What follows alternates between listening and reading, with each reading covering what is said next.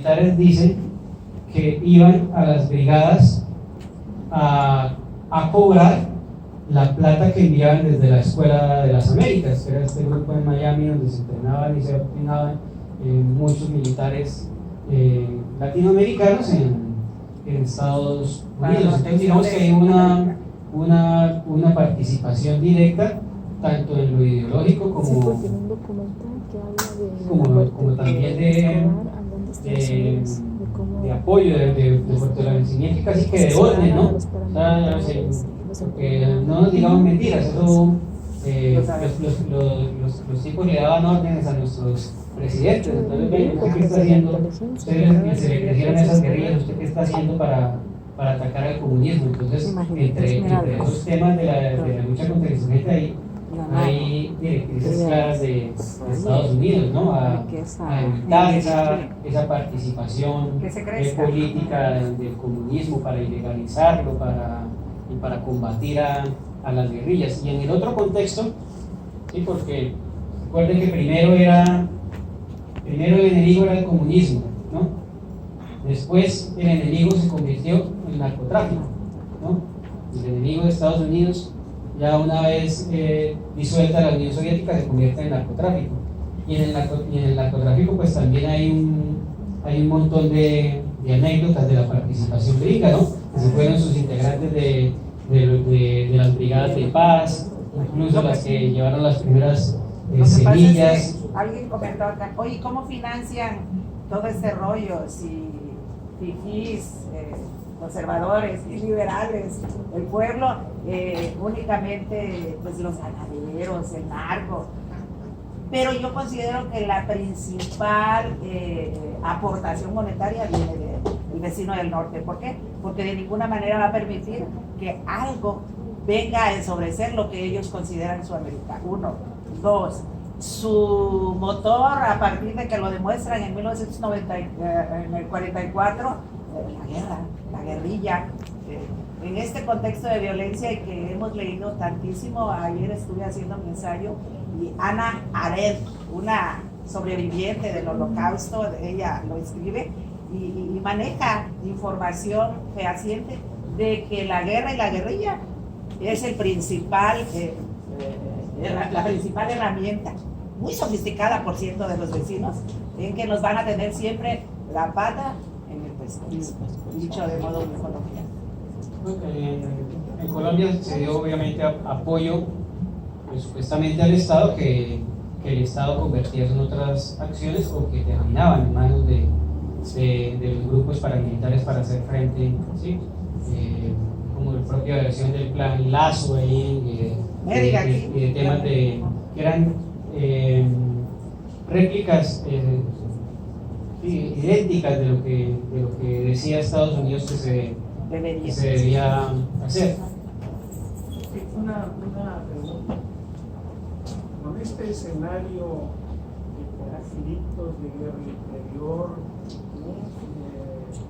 de muchos años, las políticas, el personaje de Altán, luego el impacto de la guerrilla, luego el narcotráfico, todo este escenario, ¿qué fue lo que ¿qué factor permitió la permanencia del Estado? ¿Cuál fue el papel? Porque con esa intensidad del conflicto, ¿cómo lo hicieron para preservar el Estado? Pues yo no sé cómo la cosa no ha sido peor realmente, pero creo que a partir de la Constitución del 91, que es un gran acuerdo político, permitió el fortalecimiento de las instituciones. Entonces pues el Congreso es muy difícil que en algún lugar en Latinoamérica se ha visto como muy legítimo, pero digamos que la estructura que se dio desde la Constitución del 91 creo que permitió cierta independencia de los poderes. Entonces que las Cortes, que el Poder Judicial no estuviera sometida al presidente y que pudieran discrepar del presidente, que tampoco fueran arrodilladas al Congreso, que también pudiesen haber diferencias. Yo creo que eso en parte podría ser una de las salvaguardas del Estado,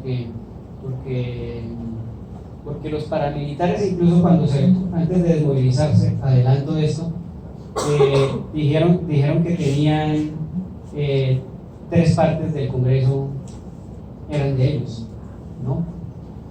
Entonces, eso iba hacia el colapso total, o hacia que el Estado se convirtiera en paramilitar total, o en un narcoestado real, ¿no? Entonces digamos que en Colombia se le tienen mucho miedo, o se tuvo mucho miedo con los acuerdos y la gente que estaba en contra del proceso de paz con las FARC decía: no, nos van esto se lo va a tomar la guerrilla, le entregaron la guerrilla al país. Pero lo cierto es que en grandes extensiones del territorio el que mandaba era la guerrilla y el Estado había fracasado, y en grandes territorios del Estado, incluido el Congreso de la República, eran los paramilitares y el Estado había fracasado. Entonces yo no sé si es que fracasó y no nos dimos cuenta, ¿sí? Pero otro punto importante es la resistencia civil de las poblaciones en las comunidades. Otras formas de afrontar el conflicto, de denunciar lo que pasaba.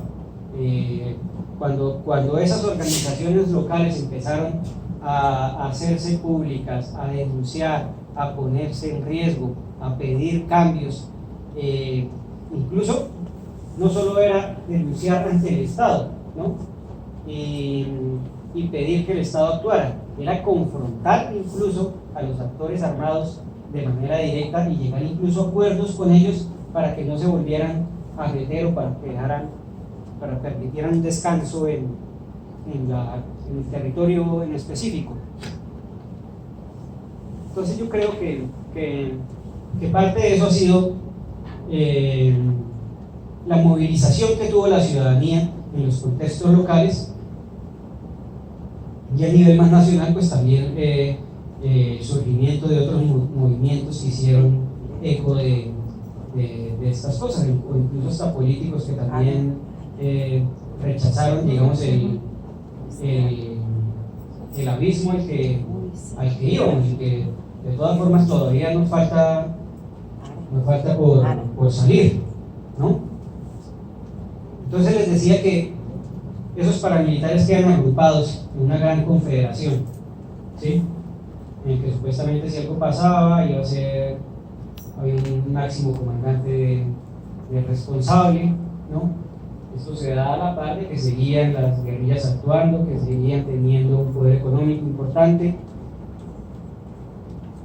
y los paramilitares empiezan también a meterse mucho en la política, como les dije. Entonces empiezan a haber alcaldes con los paramilitares, gobernadores, congresistas, concejales, diputados, prácticamente todo.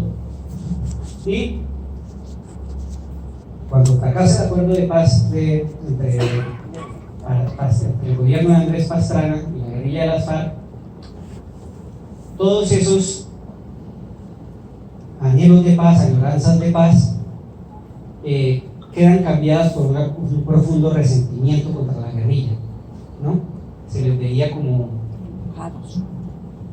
que le faltaron la palabra del Estado, que la gente confió en el proceso, había elegido a este tipo Pastrana para que hiciera la paz con las FARC, y al final las FARC burlaron al Estado. Ese fue como el sentimiento generalizado que quedó, ¿no? Y en ese marco pues se presenta Álvaro Uribe a la candidatura presidencial y pasa de ser el último en las encuestas al primero, vendiendo que la solución al conflicto era la guerra, que era enfrentarlos, que había que atacarlos con mucha más fuerza de lo que se había hecho hasta ahora. ¿Y de dónde crees que viene la orden? Washington. Pues vendrá de donde sea, pero entonces eso genera una gran aceptación popular y resulta elegido, y se empiezan a dar grandes grandes acciones militares, grandes golpes con la guerrilla, empiezan los guerrilleros también a desertar, y a la par empieza la negociación con los grupos paramilitares. Y los grupos paramilitares también, aliados con los militares, hacen unas cosas horrorosas que en el país se conocen como falsos positivos, y era secuestrar o capturar o engañar gente de la población civil, asesinarlos y luego disfrazarlos de guerrilleros y entregárselos al ejército para que aparecieran como muertos en combate. Y entre las víctimas de este crimen atroz incluso hay personas con discapacidades mentales, ¿sí?, que fueron llevadas, por ejemplo, desde una población al sur de Bogotá como Soacha, cientos de kilómetros al norte, para que terminaran disfrazados de guerrilleros en zonas del norte de Santander, cerca de la frontera con Venezuela. ¿Cuándo es que gana él la presidencia Uribe? Uribe gana en el 2002 y gana con muy alto porcentaje. Es la primera vez que ganaba sin segunda vuelta. ¿Qué papel jugaron las organizaciones internacionales en toda esta historia, ¿no? O sea, si en realidad hubo una presión internacional desde derechos humanos, desde la OEA, desde la ONU, se vio en Colombia, en realidad fortaleció la movilización interna de la sociedad civil, o simplemente pasó como de noche. No, ese incluso debe ser otro factor importante, lo que nos preguntaba ahí el compañero. Hay presencia de muchas, por el tema humanitario, hay presencia de muchas agencias de Naciones Unidas, hay presencia obviamente del CICR, que tenía interlocución con los actores armados, con guerrilla y con paramilitares, y todos estos grupos denunciaban lo que estaba pasando y eran eco de las comunidades de paso, de las comunidades resistentes. Entonces, también como pasa acá, cuando uno se convierte en víctima, que es algo que uno nunca se esperaba posiblemente, y el vecino también es víctima, y la vecina también es víctima, pues yo me termino acompañando de ellos, ¿no? Y empiezan a crearse grandes colectivos, grupos de investigación, organizaciones, y estos empiezan a hacer alianzas también con las ONGs internacionales y con las entidades también de carácter internacional para hacer eco de esta situación. Por ejemplo, en los 90 hay muchísimos desplazamientos, ¿no? Y bueno, también múltiples crímenes, incluso en el 2000 y en el 2002 con arremetidas paramilitares importantes, hay múltiples crímenes por parte de la guerrilla, del ejército, de los paramilitares. Entonces, el tema, como para no extenderme mucho, es que obviamente la guerrilla tiene una gran responsabilidad en los crímenes cometidos a civiles, ¿no? Pero digamos que esta responsabilidad es más extendida en el tiempo, ¿no? Desde el 64 y más. El tema es que los paramilitares, digamos, cometieron más delitos contra civiles en un periodo mucho menor de tiempo, y sobre todo como entre finales de los 80 y los 2000. Internacionalmente o mediáticamente se ha creado fuera de Colombia la imagen de que las FARC son narcotraficantes y terroristas.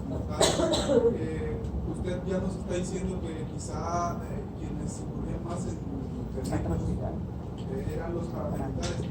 Pero entonces, ¿qué tan certera es esta imagen que nos han vendido precisamente los medios de comunicación estadounidenses de la participación de la guerrilla como tal en actividades del tráfico de cocaína y todo esto?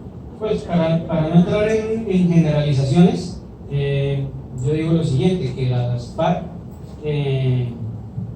estuvo vinculada al narcotráfico, eso es innegable. Eso es cierto, eso es innegable. ¿Qué es lo que dice la guerrilla para escudarse eso? Yo cobraba un impuesto, tipo de gramaje, Entonces a los cultivadores les cobraba una parte, ¿sí? Al comprador de la hoja o al que ponía en laboratorio, pues le cobraba otra parte por producirla o por sacarla, ¿sí? Y bueno, ya hay algunas sentencias sobre el papel de algunos guerrilleros en el tráfico ya de las drogas, pero digamos que al menos hasta permitir el narcotráfico y cobrar la producción, esa relación es innegable. Falta que la justicia en nuestro país diga qué tan relacionada estaba con los envíos de droga a Estados Unidos, pero el narcotráfico es un motor